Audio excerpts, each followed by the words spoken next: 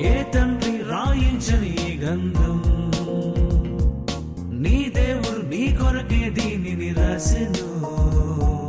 నీకు చెప్పాలని, తన మనసు తెలియాలని, నీకు చెప్పాలని, తన మనసు తెలియాలని, నీ తండ్రి నీ కొరకు రాసిన స్వర్గలేఖ, నీ తండ్రి నీ కొరకు రాసిన స్వర్గలేఖ.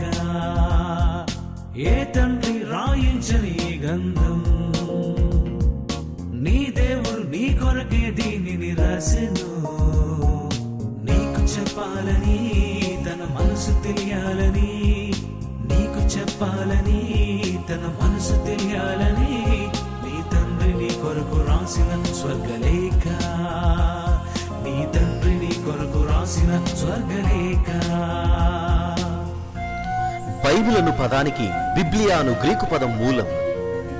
బైబిల్ అనగా పుస్తకాల సమూహం.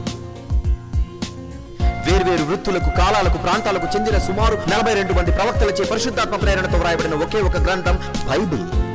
ఖచ్చితమైన పురావస్తు, చారిత్రాత్మక ఆధారాలు ఉన్న శాస్త్రాతీత గ్రంథం బైబిల్. మహాత్ములకు మార్గదర్శక గ్రంథం బైబిల్. ముద్రణ యంత్రం ముద్రించిన తొలి గ్రంథం బైబిల్.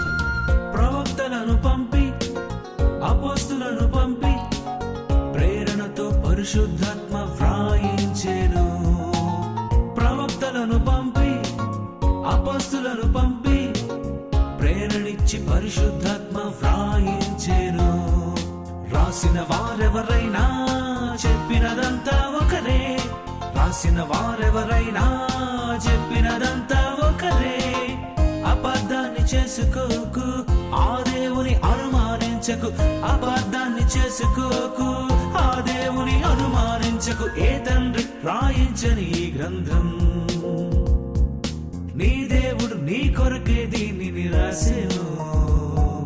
నీకు చెప్పాలని, తన మనసు తెలియాలని, నీకు చెప్పాలని, తన మనసు తెలియాలని, నీ తండ్రి నీ కొరకు రాసిన స్వర్గలేఖ, నీ తండ్రి నీ కొరకు రాసిన స్వర్గలేఖ. Bible also contains innumerable scientific errors. Bible is not the original word of God.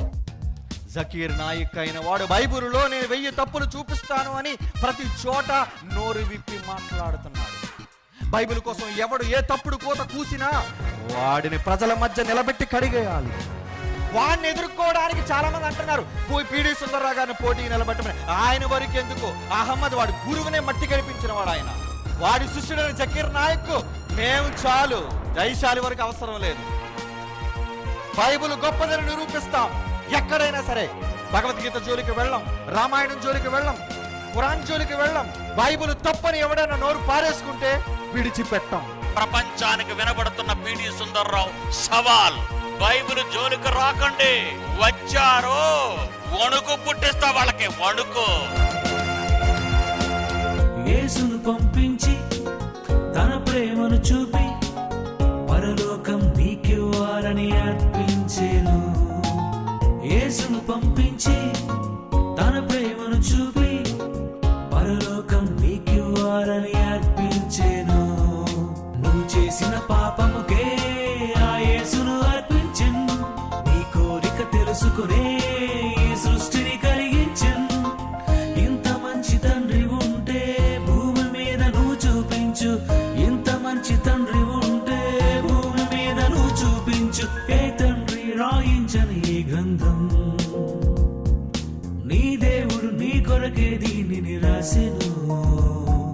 నీకు చెప్పాలని, తన మనసు తెలియాలని, నీకు చెప్పాలని, తన మనసు తెలియాలని, నీ తండ్రి నీ కొరకు రాసిన స్వర్గలేఖ, నీ తండ్రి నీ కొరకు రాసిన స్వర్గలేఖ, నీ తండ్రి నీ కొరకు రాసిన స్వర్గలేఖ, నీ తండ్రి నీ కొరకు రాసిన స్వర్గలేఖ.